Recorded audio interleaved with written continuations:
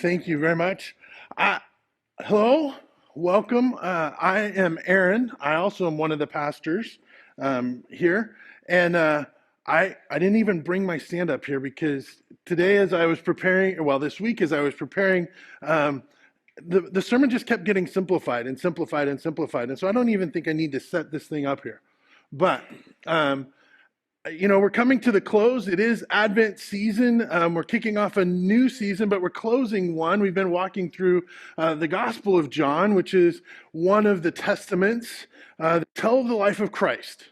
This Advent season where we are looking to the birth, we're looking to the birth of Jesus, but John tells his story of Jesus. And we're coming to the very last chapter. It's kind of an awkward little thing. I don't know if you, as you're reading through that, if it felt awkward to you, but if you open your Bibles, turn to actually chapter 20. The last chapter is 21.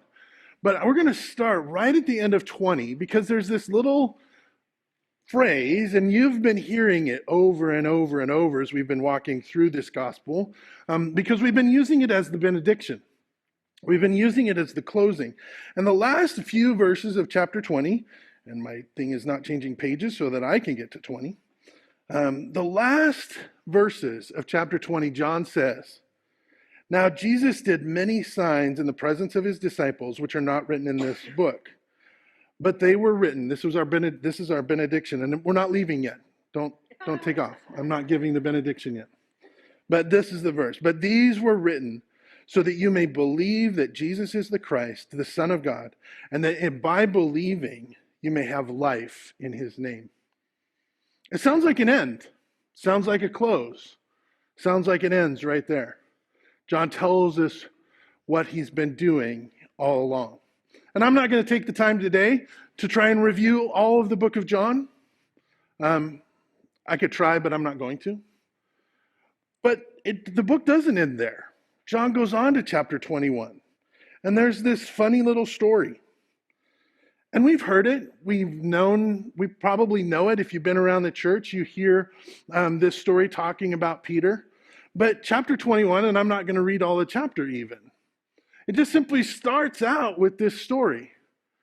And the disciples are together, and all of a sudden Peter goes, "Yeah, let's go fishing." Why? I don't know. Don't got anything better to do. Might as well go fishing. So they all head out fishing. And while they're out fishing, Christ comes to them again.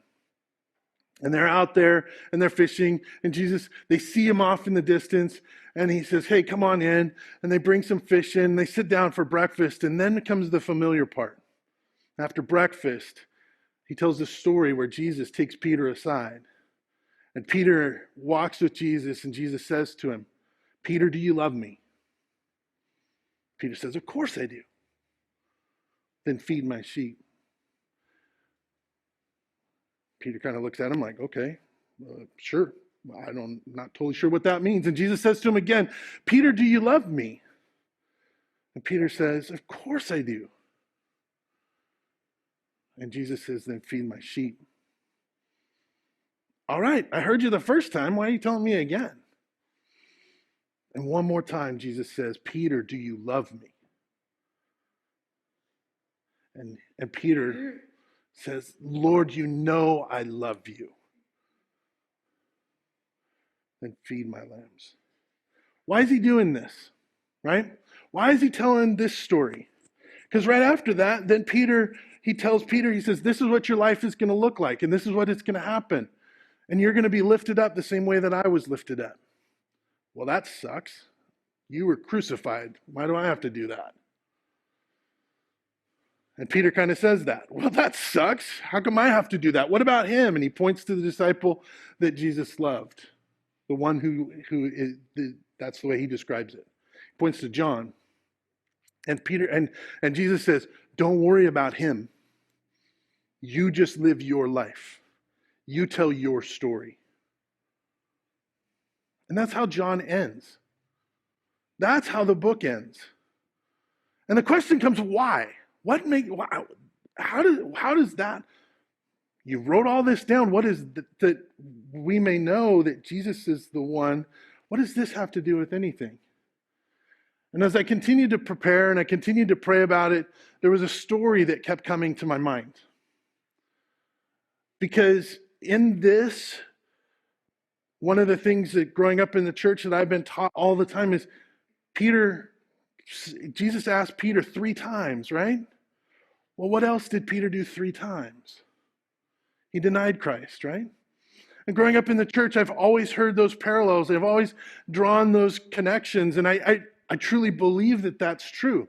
Why did Peter just give up and walk off and go fishing? I don't think Peter felt like he was good enough. I don't think Peter felt like he had anything else to give. He'd sat under the master and learned all that he could learn.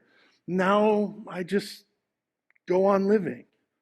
I live the right way, but I just go on living. And Jesus comes to him and says, no, you denied me 3 times. And I'm going to restore you, but I'm going to restore you for a purpose. And I need you to tell your story. Not just my story, but your story.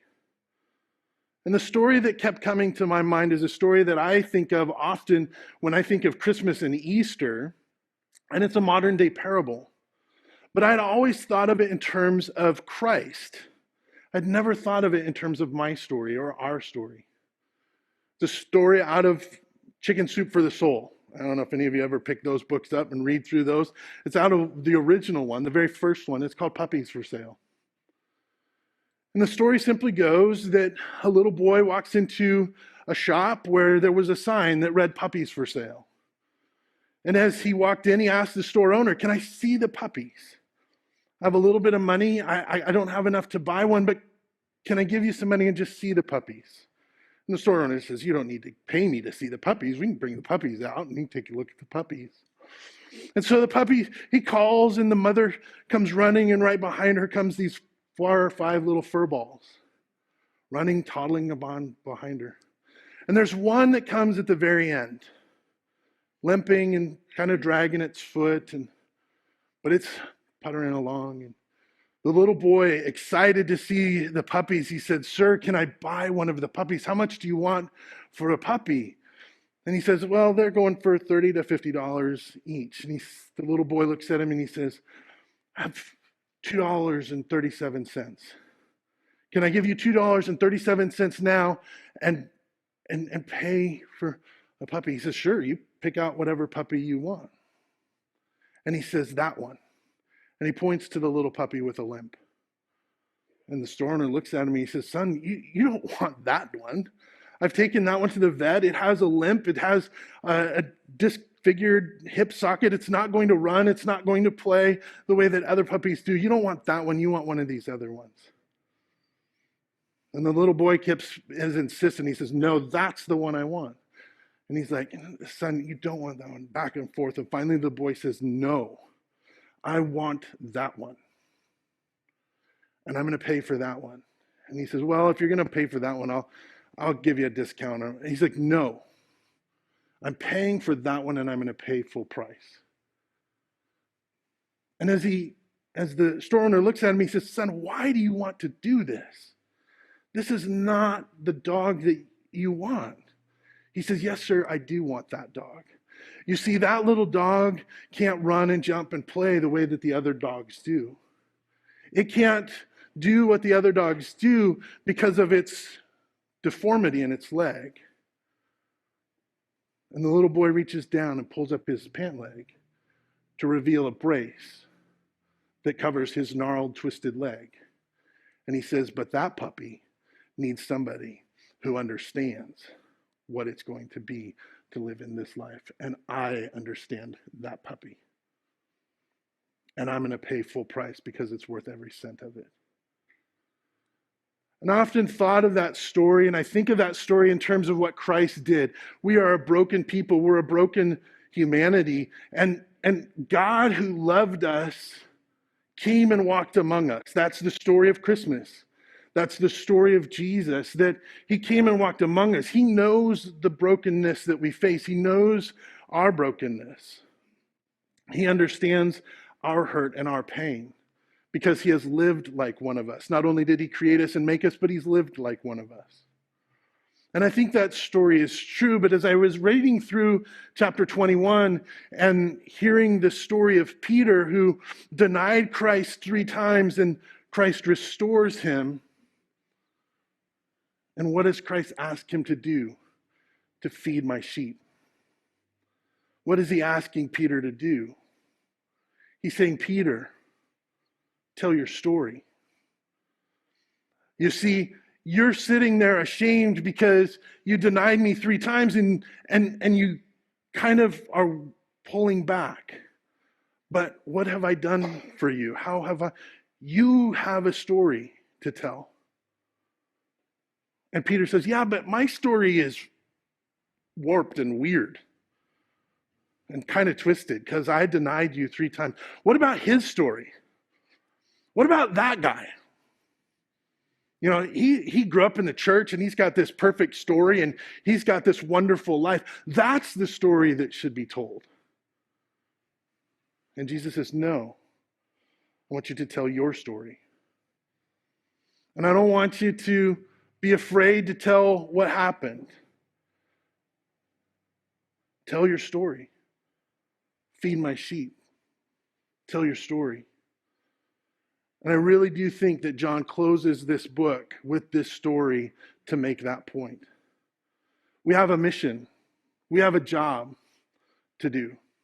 Christ came and walked among us and knows and understands our brokenness and our pain for us to be restored, to be redeemed, so that we can tell our story.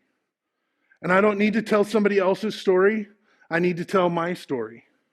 Because my story is going to connect with somebody. And your story is going to connect with somebody. And it may not be the same person, and we may not share in the same connections, but my story is going to connect. And I don't need to be ashamed of what has gone on in my past. I don't need to be ashamed of what's behind me. I just need to tell my story. I think we overcomplicate evangelism. We hear all the time in church, you got to witness, we got to tell others, and we're looking for the next program or thing that's going to connect with people. And it's simple, right here. Tell your story. And don't worry about whether your story is as good as somebody else's or as bad. I'm one of those. I grew up in the church. Part of my dark, what's your story? What is it that God has done in your life? You don't even have to go deep into knowing a ton of scripture. You just have to know what Jesus did for you, in you, is doing in you, and tell that story. That's it. That's how this gospel ends. Share your story so that these things were written down so that you might believe. John's writing to you and me, but John's writing to the world. These stories that we tell are so that you, and it's pointing out, might believe that Jesus is the Christ. This is what John really, really wanted us to do. There's a lot of stuff we could dig into tonight. At Bema, we're going to talk a little bit about some of the really cool twists and turns that are in John. But bottom line, this is what John wanted. Tell your story. Don't be ashamed. Don't be ashamed of the mistakes that you've made. God is there to love you and pick you up and redeem you. Peter denied him 3 times. Jesus says, do you love me 3 times? He made him whole. He's making us whole. He's making you whole. You can say, I screwed this up. I let my athletics become my God. And he took it away from me. When it wasn't soccer, it was track and field. And I was going to be an Olympian. And I blew out 2 ankles. He took it away because he knew that was going to be my God. And he says, nope, I have something else for you. That's my story. You have a story to share with somebody. Share it. That's all we're talking about in these. I said I was going to be short. I win. Because I am going to continue, I'm going to ask the worship team, go ahead and come forward as we continue in this. I love the way that our worship actually started this morning. Good grace asks us to sing of this testimony. And we're going to continue this worship time in, Lord, build my life. Because that's our story. Build our lives so that we have that story to tell. Don't overcomplicate your evangelism. Just tell your story. That's all there is for us to share.